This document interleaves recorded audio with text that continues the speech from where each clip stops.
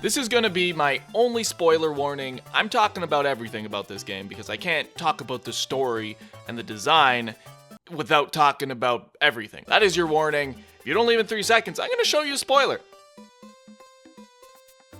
Bam, look, it's Mr. Ganon. Oh my god, the trees in this game. Whoa, is that the Star Rod? Oh, it's Princess Rudo. Whoa, I didn't know Beetle was in this game, dude.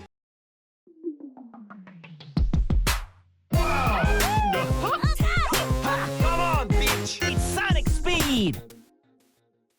Alright, so I am going to say this straight up. The story doesn't suck. It's not total garbage. I didn't writhe every time I had to do a story element, but I know I played and I felt like I wanted more, and I'm not the only one. The characters, the champions, the overarching story, Zelda's ass. The top of your booty jiggling out your jeans, baby, pull your pants up. God damn it, they were building up a smooch and it never happened. Alright, let me put it to you like this. Between the time Link wakes up from his bath to the time he defeats Ganon, at minimum, he wakes up and defeats Ganon. Think about it. You can beat the game in an hour. Most of everything in the story explains what happened leading up to the current events, which doubles as Link recounting his lost memories and also allows the player to understand how things came to be. And one of the main complaints about this game is its lack of story. The story didn't happen to Link now or us now, it happened 100 years ago, and can I just say, the world did not change at all in 100 years. Where's erosion? Where's climate change? Where's any of that? But basically, the point of this video is to explain how this happened and how it's a circumstance of Breath of the Wild's open world design. The best way we can explain it is looking at older Zeldas. Many of the older 3D Zeldas balance the game's world, story, and gameplay with restrictive design. The very nature of navigating through a Zelda game is seeing what you can and can't do and how that changes throughout the game. It's how they structured these gigantic worlds to cater to gameplay in the story. Not to mention to make use of each area as much as possible. Because you have these big spaces, right? It's like, how do you organize all these spaces and how you navigate between them? You all know how a Zelda game goes. You start in a town, there's a conflict, you find an item to get you out of the small area, you go to the big area that funnels you into a dungeon, you get stuck in the dungeon, you find an item to get unstuck, then you beat the dungeon, then some story, rinse and repeat, there's your Zelda game. Then you fight Pigman McFresh. Basically, the abilities Link had, or lack thereof, restricted access to different areas, and those different areas were associated with different parts of the story. Okay, so that's how older Zeldas did it, but what happens when you nix this exchange and basically give the player everything within the first hour? Putting you on a bike, taking the training wheels off, and pushing you down a hill. It was pretty astonishing for many of us to think that we could have a game like Breath of the Wild and it still be a Zelda game. Because Zelda, you think bomb bags and boomerangs, dungeons and claw shots, not the iPad mini. And beyond that, it takes the traditional types of restrictions in 3D games and throws them out the window. I mean, Link can jump freely now, a thing that usually stopped his movement in older Zeldas. He can climb literally anything, reducing the value of a wall, and heck, heights are not a threat anymore because of the paraglider. In this game, you no longer have to do things in a set order, and it more or less relies on giving the player all of the abilities and putting them to the test. And this worried many people because you're like, how do you have dungeons when you give them all the items? I like my dungeons. Where's my dungeons? And the way they actually did this was to craft an overworld where you had to use your wit in order to overcome any obstacle. Navigating somewhere can be a type of puzzle or even finding out a way to take out a group of enemies. All of this is not shown to Link. You're given the basis of your actions and then you're thrown into the world. It's like the opposite of Fi in Skyward Sword. There is like a Roman handshake type hand-holding, except here it's like, okay, you get the kids one Saturday of the month, that's it. What I'm getting at is this means the story, too, cannot be restricted to going to certain areas when you have a certain item. Older Zelda's like, oh, you cannot go here because you don't have a shield. But here they're like, okay, asshole, you want to burn to death? Be my guest. To a certain extent, the only time the game restricts you is on the Great Plateau. There you get a lesson on how to use your runes, you get exposed to enemies, environments, and also story exposition featuring The king. But really, I think removing all of these restrictions is what made this game so good to many people, and I mean the tens across the board, it speaks volumes. The freedom in seeing a point on your map to navigate to and finding the way there, it was just magical. Not to mention all the stuff littered between where you are and your destination. You can get lost finding shrines or having fun with some bokoblins. Finding a way up a tower to claim your map, it was truly you stepping into an unknown territory for yourself. I remember the first real person I found after I left the Great Plateau was Beetle. I was floored. The first goddamn person I found was Beetle. This dumbass with his sa! You can make the argument that the shrines are one of the few restricting parts of the game, but I have to even disagree there. Many times in these shrines, I found more fun, unique ways to solve the puzzle, in ways that were not intended.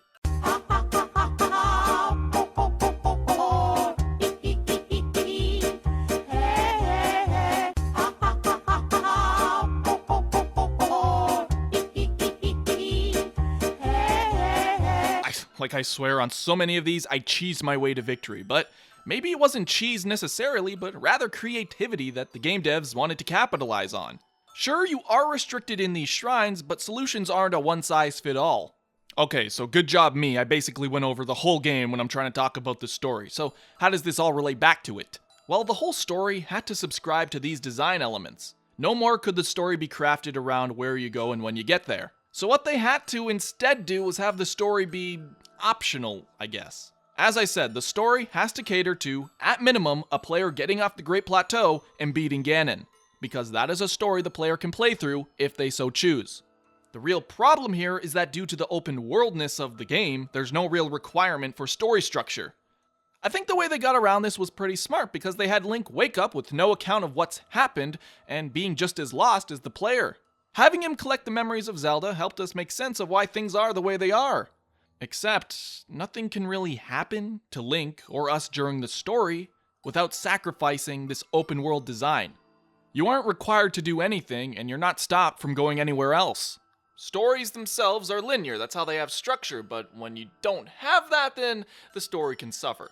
And it's a trickle-down effect that made me really sad about a lot of characters. Many of them didn't get the development that I really wish they did. Except Prince Sidon, because you know.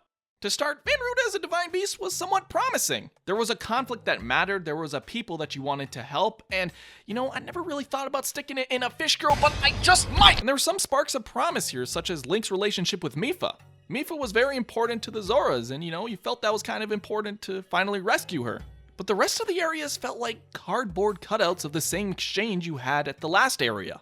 So you meet up with this young descendant or person related to the last champion, and they also have a mutual interest of stopping the divine beast. So you team up with them, but you get tasked with going to do some sort of objective that's sometimes not even related to getting onto the divine beast, but nonetheless, you have to do it before you get on. Then you and that person, you go and fight off the divine beast, like weaken it so Link can get on, but at the last second they just stumble, they're like, oh, I think I left the oven on, I'll see you later. Then in the Divine Beast, the old champion's like, yo, I'm a ghost of Christmas past. The map is over here, you gotta get all these terminals. Then you get it, then you fight the boss, and then you get their power. It was all cut out of the same thing. And I know it's not like other Zeldas don't do this, but I was kind of hoping for some variation. And the champions themselves, I feel, were underdeveloped, maybe some more than others, but they really just had these powers and they're like, oh, these champions, they're the shit, that's all you need to know. But there was no development to these characters. I'm not saying other Zeldas don't do this, but like Ocarina of Time, you go to an area and you meet one of the main characters and it's like, okay, that person is definitely the sage, and then what do you know, they are the sage. It's pretty common in Zelda. But at least in Ocarina of Time, those characters had development before they became a sage. I think Wind Waker does an exceptional job at this because you meet Medley and Makar, and before they become sages or whatever, they're like, you know, characters that you actually enjoy being around. They help you get into the dungeon, but that's not the last time you see them. Here it's just like, oh, we have the power, we're the champions, Falco doesn't like Link for some reason. And this all ties back to the open world design. Since there is no linear design, these characters cannot be structured, they cannot be built up, and they cannot be thoroughly fleshed out in the way that I know I would have liked them to be. Now, I just want to emphasize that I really do love this game. Even with its flaws, it's a top 10 game for me for sure. But I'm not blinded by these flaws, and I'm not afraid to point them out. This story fails, or is a bit weak, because of the design. But this design is what makes the game so amazing. It's like you can't have your cake and eat it too. Because say they forced a story in that may have meant making the player go to certain places at certain times and ultimately removing the magic they sought to create. For all of my complaints, I do think the story nails one thing really well. Zelda. And I may be biased in saying this, but she's so cute! Her face is so cute, I just want to eat it! I think this game, Zelda, is by far the most relatable and most human-like Zelda in the whole series. It's not just like, I'm Princess Zelda, I'm the driver of the fucking car. this game is like the Zelda 1 of our time. 30 years later, who would have thought? Not only for its open world aspect, but also the story. Save Zelda, defeat Ganon. Many of the only scripted events in the game are related to Zelda.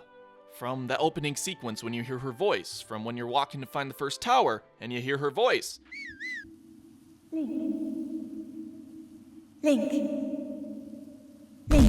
To when there's a blood moon and you hear her voice. And the thing is, at any point in the game, even the beginning when you're walking out of the Shrine of Resurrection, you can see where Zelda is. In that castle with the lava lamp looking ass, Ganon. Ya bitch. And you know, I felt that. I know it's corny, but I felt that. Every time I was playing, I was climbing Death Mountain, I look off into the castle, I'm like, yeah, fuck, maybe I should go save Zelda. Seriously, you can see that castle anywhere in Hyrule, and it's always a constant reminder that Zelda is waiting while you're off dyeing your clothes or collecting 900 Korok seeds. 900 Korok seeds. It's gut-wrenching because you want to go save her, but you know you can't just yet. Unless you want to fight 6 forms of Ganon, be my guest. I don't blame the game for having a weak story, as it's just derivative of its design. If you want to have a game like this, then your story's going to have to be malleable too. I do agree that there are some instances where the story is just weak for no reason other than just poor character development. I'm looking at you, Birdfuck. I don't even remember your name because our interaction lasted like 2 seconds. But that isn't the narrative Nintendo wanted to reinforce.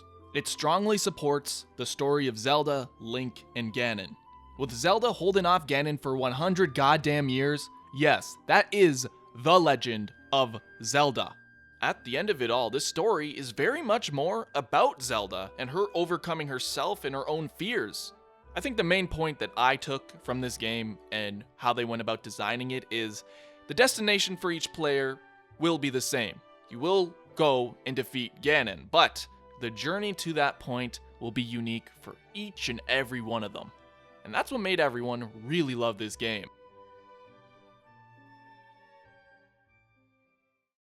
But we've been talking Zelda for a good while now. What do you think about the story? Because I have my own opinions about the the champions and how they interacted with Link, but maybe you feel it a little differently. Maybe you played it through a way that actually complemented in a way that I didn't feel. So leave your comments, tell me how you felt about the story in the game and the general game as a whole. If you liked this video, please leave a like. I'm trying to grow my content outside of just Smash content, and this game really made me want to make a video for it. So I hope you enjoyed it. Anyways, thank you for watching, folks, and I will see ya on the flip side.